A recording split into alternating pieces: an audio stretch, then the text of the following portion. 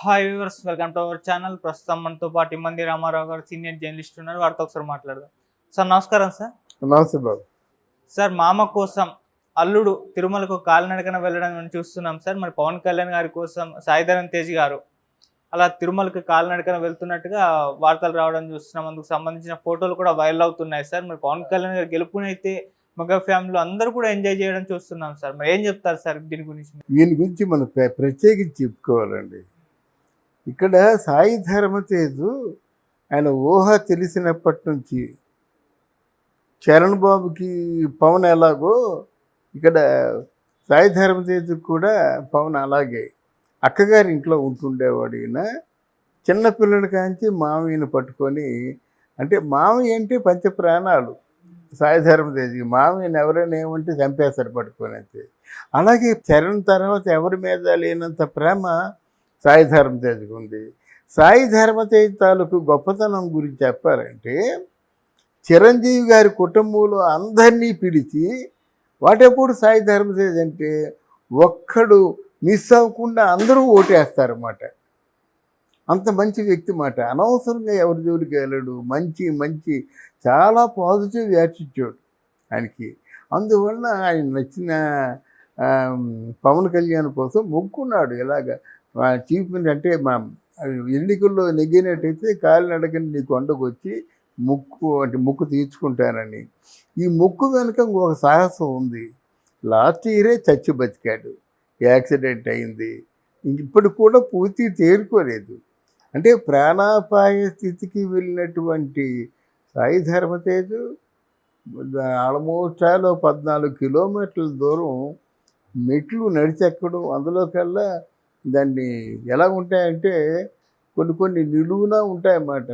అవి మెట్లు ఎవరికైనా గోవింద అనవలసింది అక్కడ.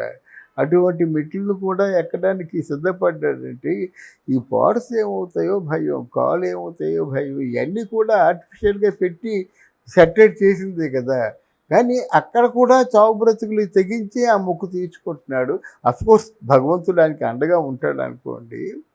ఇంతేకాకుండా సాయి ధర్మతేజు పవన్ కళ్యాణ్ ఇన్స్పిరేషన్.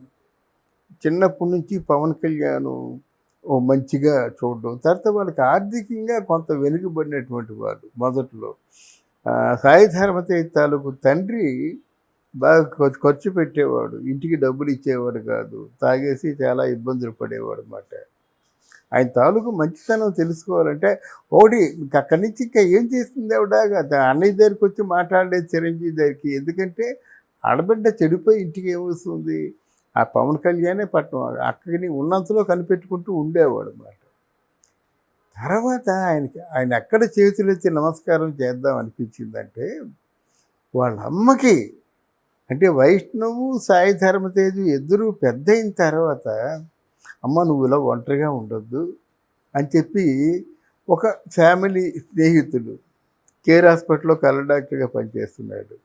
అమ్మ మాకైతే ఏం అభ్యంతరం లేదు, నీకు ఎవరైనా తోడు కావాలి కదా, నువ్వు ఎందుకు పెళ్లి చేసుకోకూడదు అని అడిగినటువంటి మహానుభావుడు.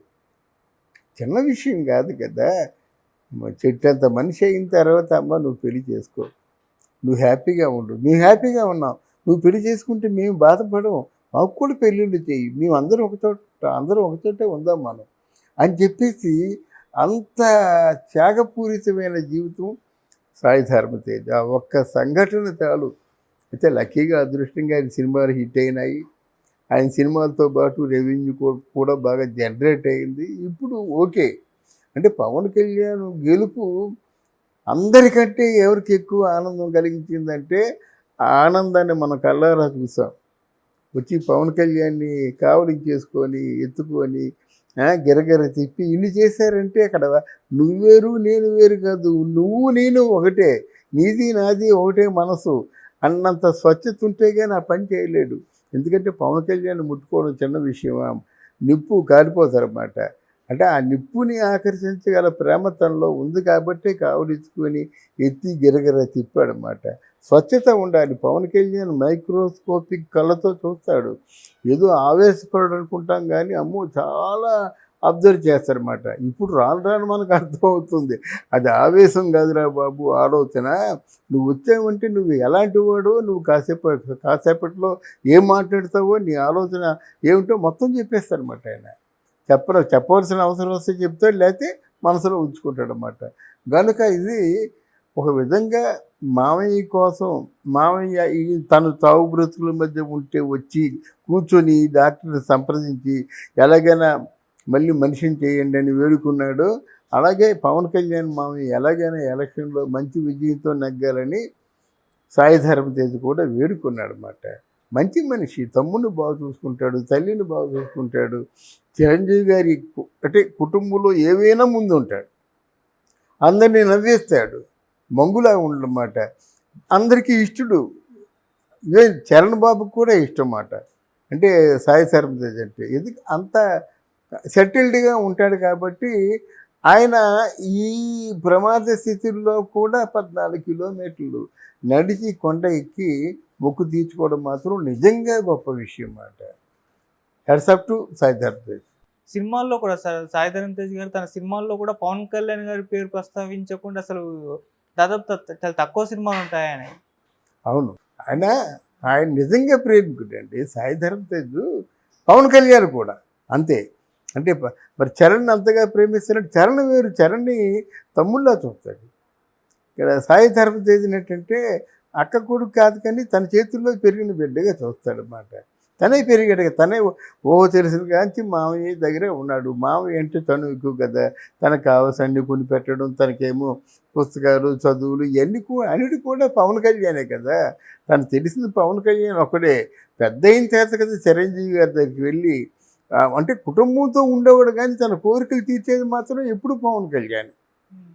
అలాగని మన చిరంజీవి దగ్గరికి వెళ్ళడు అని కాదు. చిరంజీవి ఇంట్లో ఒక పసిపిల్లలాగా ఉంటాడు, తన హద్దుల్లో ఉంటాడు. అది విషయం ఏంటంటే పేదరికం కొంత క్రమశిక్షణ నేర్పుతుందండి. అంటే ఒక పని చేసే ముందు 10 రకాలుగా ఆలోచించి మన మన మన తాలూకు చేష్టల వల్ల అవతల వాళ్ళు ఇబ్బంది కలగకూడదు, మనం ఒక మంచి మాట్లాడాలి అని కొన్ని జీవితాన్ని నేర్పుతుందండి. పేదరికంలో ఉండడం వల్ల జీవితాన్ని నేర్పుతుంది. అటువంటి జీవితాన్ని బాగా నేర్చుకున్నాడు సాయి ధరమ్ తేజ్. సార్ ఎందుకు సార్ సాయి ధరమ్ తేజ్ గారికి అంత పిచ్చి పవన్ కళ్యాణ్ గారు అంటే పిచ్చి అనాలా ప్రేమ అనాలా కూడా తెలియదు. ఆ రోజు గెలిచినప్పుడు కూడా వెళ్ళేసి ఎత్తేసుకున్నాడు. అదే అంటే పిచ్చి ప్రేమ అవన్నీ ఏంటంటే చిన్నప్పుడు కొంచెం కొత్తగా రమ్మంటే రావు, కొత్తగా రమ్మంటే ఎక్కడ వస్తాయి. చిన్నప్పటి నుంచి అంతగా మరి వైష్ణవ్ తేజ్ ఎందుకు రాలేదు కదా. ఇప్పుడు ఇక అలా బండ్ల గణేష్ పెద్ద పిచ్చి అంటాడు కదా, ఆడేది రాలేదు ఇలా అనుకుంటా. అంటే తెచ్చుకున్నటువంటి ప్రేమలు తాత్కాలికంగా ఉంటాయి అంతేగాని నిజంగా ప్రేమ ఉన్నట్టయితే మాత్రం అడవిలో ఉన్నా వెళ్ళిపోతాడు సాయి ధరమ్ తేజ్. అది మాట, అది నిజమైన ప్రేమ. తర్వాత ఆయన ఎక్కడ చేతులెత్తి నమస్కారం చేద్దాం అనిపించిందంటే వాళ్ళ అమ్మకి. అంటే వైష్ణవు సాయి ధరమ్ తేజ్ ఇద్దరూ పెద్ద అయిన తర్వాత అమ్మ నువ్వు ఇలా ఒంటరిగా ఉండొద్దు అని చెప్పి ఒక ఫ్యామిలీ స్నేహితులు కేర్ హాస్పిటల్లో కళ్ళ డాక్టర్గా పనిచేస్తున్నాడు. అమ్మ మాకైతే ఏం అభ్యంతరం లేదు, నీకు ఎవరైనా తోడు కావాలి కదా, నువ్వు ఎందుకు పెళ్లి చేసుకోకూడదు అని అడిగినటువంటి మహానుభావుడు.